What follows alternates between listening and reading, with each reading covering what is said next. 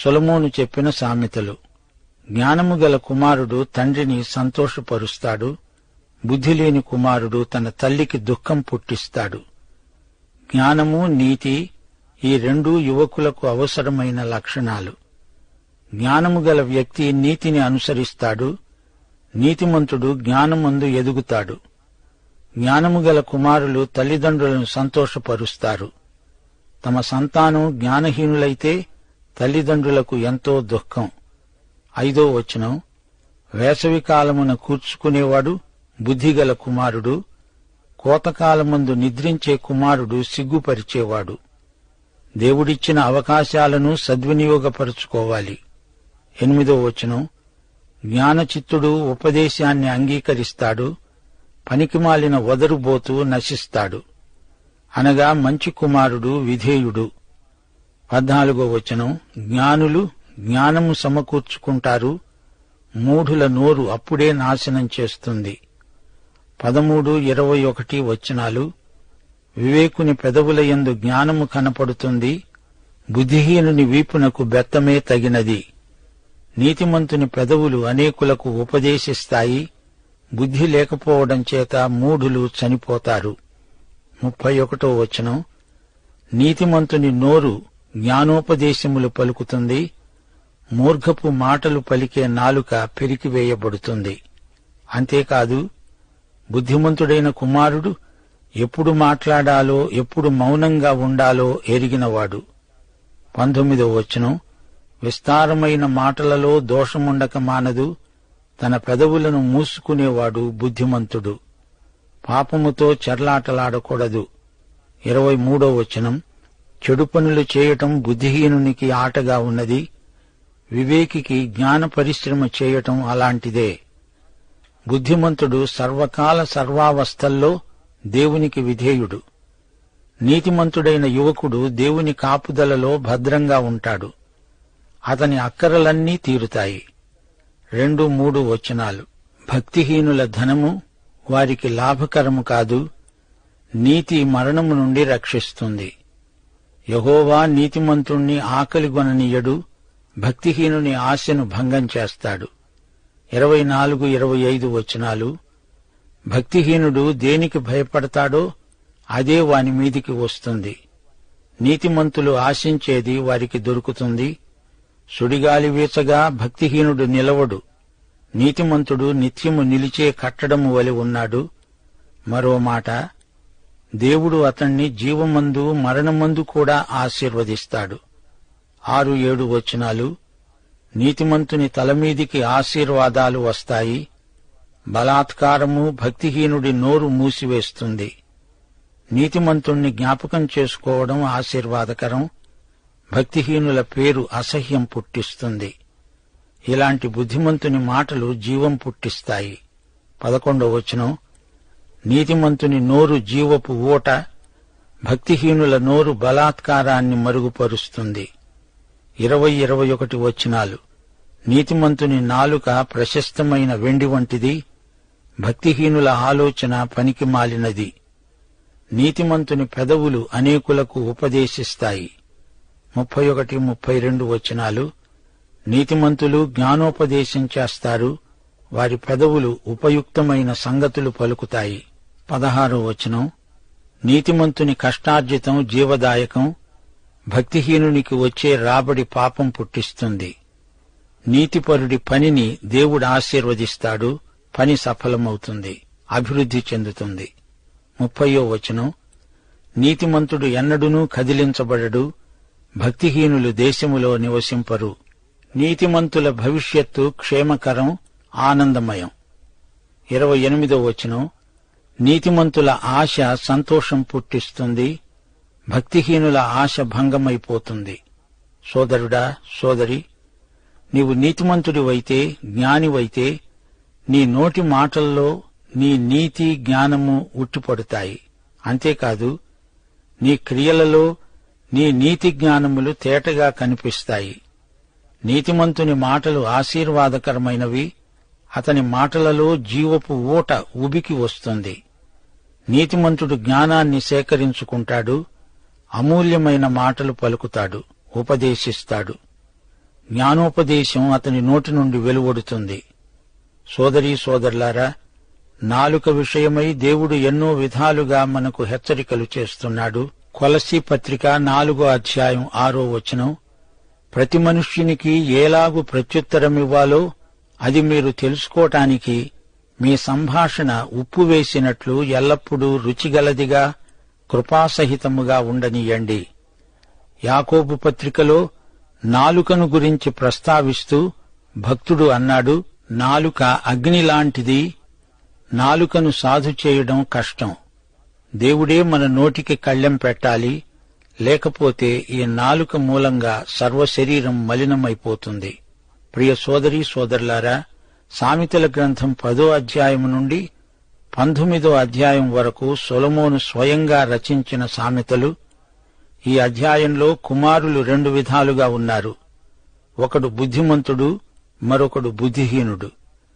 తప్పిపోయిన కుమారుని కథలో తండ్రికి 2 కుమారులు, ఒకడు ఇంట్లో ఉన్నాడు, ఇంకొకడు బయటికి వెళ్లి తప్పిపోయాడు. ఇస్సాకు 2 కుమారులను చూడండి, యాకోబు, ఏశావు. ఏశావు మూలంగా తల్లికి ఎంతో బాధ. అతడు అన్య స్త్రీలను పెండ్లాడాడని తల్లి బాధపడింది. భక్తిహీనుల ధనము వారికి లాభకరము కాదు. గెహజీ ఎంతో లాభం సంపాదించాడు, కాని కుష్ఠురోగం ప్రాప్తించింది. లూకాసు వార్త 12వ అధ్యాయం 20వ వచనంలో దేవుడన్నాడు, వెర్రివాడా, ఈ రాత్రి నీ ప్రాణం పోతుంది. నీవు సిద్ధపరిచినవి ఎవరివవుతాయి? దేవుని ఎడల ధనవంతుడు కాక తన కోసమే సమకూర్చుకునేవాడు అలాగే ఉంటాడు. భక్తిహీనుల ధనం ఎందుకు కొరగాదు? నీతి మరణం నుండి రక్షిస్తుంది. నోవహును అలాగే రక్షించింది, అతడు నీతిమంతుడు. దానియేలును సింహాల నోటి నుండి రక్షించింది. షద్రకు, మేషకు, అబేద్నెగో అనే 3 హీబ్రూ పిల్లలను అగ్నిగుండం నుండి రక్షించింది. అలాగే నీతి కొరకై హింసింపబడే వారిని దేవుడు కాపాడతాడు. పరలోక రాజ్యం వారిదే అంటున్నాడు. దేవుడు నీతిమంతుణ్ణి ఆకలిగొననీయడు. ఏలీయాకు కాకుల ద్వారా ఆహారం పంపించాడు. 2 సమూయేలు 17వ అధ్యాయంలో దావీదు అతని అనుచరులు అలసిన వారై ఆకలిగొని దప్పిగొని ఉండగా అప్పుడు వారికి కావలసిన భోజనం అనుకోకుండా ప్రజలు వారికి తెచ్చిపెట్టారు. మీకు జ్ఞాపకం ఉందా? యోసేపు రాబోయే కరువు సంవత్సరాల కోసం సమృద్ధి గల సంవత్సరాలలోనే ధాన్యం గిడ్డంగులలో నిలువ చేశాడు. బుద్ధిమంతుడు ముందు చూపుతో పనిచేస్తాడు. కష్టించి పనిచేసే కుమారుడే బుద్ధిమంతుడు. నీతిమంతుని తలమీదికి ఆశీర్వాదాలు వస్తాయి. అనగా ఇది దేవుని అభిషేకం. ఆయన అభిషేకం నీతిమంతులపైన ఉంటుంది. నీతిమంతుని జ్ఞాపకం ఆశీర్వాదకరం. మరియా యేసు ప్రభువును అత్తరుతో అభిషేకించినప్పుడు ప్రభువు మార్కు సువార్త 14వ అధ్యాయం 9వ వచనంలో ఏమన్నాడు? సర్వలోకములో ఎక్కడ ఈ సువార్త ప్రకటించబడుతుందో అక్కడ ఈమె చేసినది జ్ఞాపకార్థముగా ప్రశంసించబడుతుంది. సామెతలు 10వ అధ్యాయం 7వ వచనంలో భక్తిహీనుల పేరు అసహ్యము అని చెప్పబడింది. అంటే కుళ్ళు, కంపు అని అర్థం. చరిత్రలో బిలాము పేరు ఎలాంటిది? అలాగే అహాజు రాజు ఎలాంటివాడు? అతల్యా ఎటువంటి రాణి? హెరోదు పేరులో ఎంతో దుర్వాసన ఉంది. భక్తిహీనుల పేరు నిజంగా అసహ్యమే. 8వ వచనంలో జ్ఞానచిత్తుడు ఉపదేశాన్ని అంగీకరిస్తాడు అని ఉంది. అబ్రహాము జ్ఞానచిత్తుడు, దేవుడు చెప్పినట్లే చేశాడు. అలాగే దావీదు దేవుని చిత్త ప్రకారమే జరిగించాడు. 12వ వచనం, పగ కలహమును రేపుతుంది, ప్రేమ దోషాలన్నిటినీ కప్పుతుంది. పగ, ద్వేషం ప్రతీకారాన్ని కోరతాయి. కక్ష సాధింపు మనస్తత్వం వలన శత్రుత్వం ఇంకా ఎక్కువవుతుంది. 15వ వచనం, ధనవంతుని ఆస్తి వానికి ఆశ్రయ పట్టణం, దరిద్రుని పేదరికం వానికి నాశనకరం. ధనికుడు, పేదవాడు ఇహలోకములో ఎలా ఉంటారో ఈ వచనం చూపుతోంది. కాని పరలోకంలో ఈ స్థితిగతులు తారుమారు కావచ్చు. 17-18 వచనాలు, ఉపదేశాన్ని అంగీకరించేవాడు జీవమార్గంలో ఉన్నాడు, గద్దింపునకు లోబడనివాడు త్రోవ తప్పుతాడు. 22వ వచనం, యెహోవా ఆశీర్వాదం ఐశ్వర్యమిస్తుంది, నరుల కష్టము చేత ఆ ఆశీర్వాదము ఎక్కువ కాదు. బైబిలులోని 3 వ్యక్తులు అబ్రహాము, ఇస్సాకు, యాకోబులు. దేవుని ఆశీర్వాద బలం చేత వృద్ధి చెందారు. 26వ వచనం, సోమరి తనను పనిలో పెట్టుకునే వారికి పండ్లకు పులుసు వంటివాడు, కండ్లకు పొగ వంటివాడు. పండ్లు పులిసిపోతే ఎంత బాధ, అలాగే పొగ కళ్లలోకి పోతే ఎంత కష్టం. ప్రియ సోదరీ సోదరులారా, తల్లిదండ్రులు తమ పిల్లలను గురించి అతిశయించేటట్లు యువకులు ప్రవర్తించాలి. అదే తల్లిదండ్రులకు పుత్రోత్సాహం. క్రీస్తు నీతి మనలను నీతిమంతులనుగా చేసింది. మనము నశింపక నిత్యజీవము పొందునట్లు దేవుడు మనకు క్రీస్తును అనుగ్రహించాడు. ఈ అధ్యాయంలో 4వ వచనంలో బద్ధకముగా పనిచేసేవాడు దరిద్రుడవుతాడు, శ్రద్ధగలవాడు ఐశ్వర్యవంతుడవుతాడని ఉంది. 8వ వచనంలో పనికిమాలిన వదరుబోతు నశిస్తాడని ఉంది. నెబుకద్నెజరు, దానియేలు సలహాలు పాటించి అభివృద్ధి చెందాడు. బెల్షస్సరు అలా కాకుండా మూర్ఖుడై నశించాడు. 10వ వచనం, కనుసైగ చేసేవాడు వ్యధ పుట్టిస్తాడు, పనికిమాలిన వదరుబోతు నశిస్తాడు. కంటికి నోటికి ఉన్న సంబంధం గమనించారా? అతని చూపులకు మాటలకు పొందిక ఉండదు. ఈ వచనం మనకు ఇస్కరియోతు యూదాను జ్ఞాపకం చేస్తున్నది. ప్రియమైన రబ్బూనీ అంటూ యేసును ముద్దు పెట్టుకున్నాడు. వెంటనే ఆయనను సిలువకు అప్పగించాడు. 13వ వచనంలో బుద్ధిహీనుని వీపునకు బెత్తమే తగింది అంటున్నాడు. ఈ మాట అంటున్నప్పుడు సొలొమోను తన కుమారుడైన రెహబామును గురించి ఆలోచిస్తున్నాడు. అతడు పెద్దల సలహా వినక చెడు సహవాసాలు పట్టి పాడైపోయాడు. జ్ఞాని అధిక జ్ఞానాన్ని సమకూర్చుకుంటాడు, అజ్ఞాని రాను రాను మూర్ఖుడైపోతాడు. కయీను, హేబెలు కథ మీరు విన్నారు కదా. అతడు గొర్రెల కాపరి. హేబెలు ఒక గొర్రెను బలి ఇవ్వడానికి తెచ్చాడు. కాని కయీను తిరుగుబాటుదారుడు, పొలం పంటలో కొంత తెచ్చాడు. కయీను శరీరానుసారి, హేబెలు ఆత్మ సంబంధి. రోమాపత్రిక 8వ అధ్యాయం 6వ వచనం, ఆత్మానుసారమైన మనస్సు జీవము, సమాధానము. శరీరానుసారమైన మనస్సు మరణము. శరీరానుసారులు శరీర విషయముల మీద మనస్సుంచుతారు, ఆత్మానుసారులు ఆత్మ విషయముల మీద మనస్సుంచుతారు. దేవుడు శరీరానుసారులతో సహవాసము చేయడానికి ఇష్టపడడు. సామెతలు 10వ అధ్యాయం 16వ వచనం ఇదే సత్యాన్ని వెల్లడి చేస్తుంది. నీతిమంతుని కష్టార్జితము జీవదాయకము, భక్తిహీనునికి కలిగే రాబడి పాపాన్ని పుట్టిస్తుంది. 17వ వచనం, అబ్షాలోముకు ఈ వచనం వర్తిస్తుంది. ఉపదేశమును అంగీకరించేవాడు జీవమార్గంలో ఉన్నాడు, గద్దింపునకు లోబడనివాడు త్రోవ తప్పుతాడు. అలా దారి తప్పినవాడే అబ్షాలోము. అబ్షాలోము గద్దింపునకు లోబడలేదు.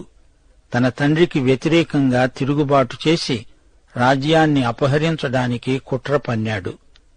ఇక 18వ వచనం చూడండి. కొందరు మనకు స్నేహితులై ఉన్నట్లుగానే నటిస్తారు గాని వారి అంతరంగంలో పగ ఉంటుంది. కొండెములు ప్రచురం చేసేవాడు బుద్ధిహీనుడు. లేవియకాండం 19వ అధ్యాయం 16వ వచనం, నీ ప్రజలలో కొండెములాడుతూ ఇంటింటికి తిరగకూడదు. నీ సహోదరునికి ప్రాణహాని చేయడానికి చూడకూడదు. నేను యెహోవాను. నీ హృదయంలో నీ సహోదరుని మీద పగపట్టకూడదు. నీ పొరుగువాని పాపము నీ మీదికి రాకుండునట్లు నీవు తప్పక వాణ్ణి గద్దించాలి. ముఖస్తుతి చేయకూడదు. మనుష్యులను ఊరికే పొగడకూడదు. కొండెములు అపనిందలు ప్రచారం చేయకూడదు. యోవాబు ఎలాంటివాడు? అతడు అబ్నేరుకు స్నేహంగా ఉన్నట్లే నటించాడు. పట్టణం వెలుపలికి అతణ్ణి తీసుకువెళ్లి చంపాడు. ప్రియ సోదరీ సోదరులారా, సమూయేలు నీతిమంతుడు. అతని పెదవులు అనేకులకు ఉపదేశించాయి. కాని సౌలు బుద్ధి లేకపోవడం చేత మూఢుడై నశించాడు. కొందరు ఐశ్వర్యంతో తులతూగుతుంటారు. అయితే జీవితంలో చిట్టచివరి స్థితిలో అంతా శూన్యమనిపిస్తుంది. దేవుని ఆశీర్వాదం ఐశ్వర్యమిస్తుంది. నరుల కష్టం మాత్రమే ఆశీర్వాదానికి మూలం కాదు. క్రైస్తవ విశ్వాసులు ఉన్నత నైతిక ప్రమాణాలు పాటించాలి.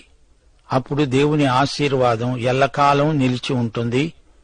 వివేకి జ్ఞాన పరిశ్రమ ప్రశంసనీయమైంది. సోమరులు తమ యజమానులకు సమస్యలు సృష్టిస్తారు.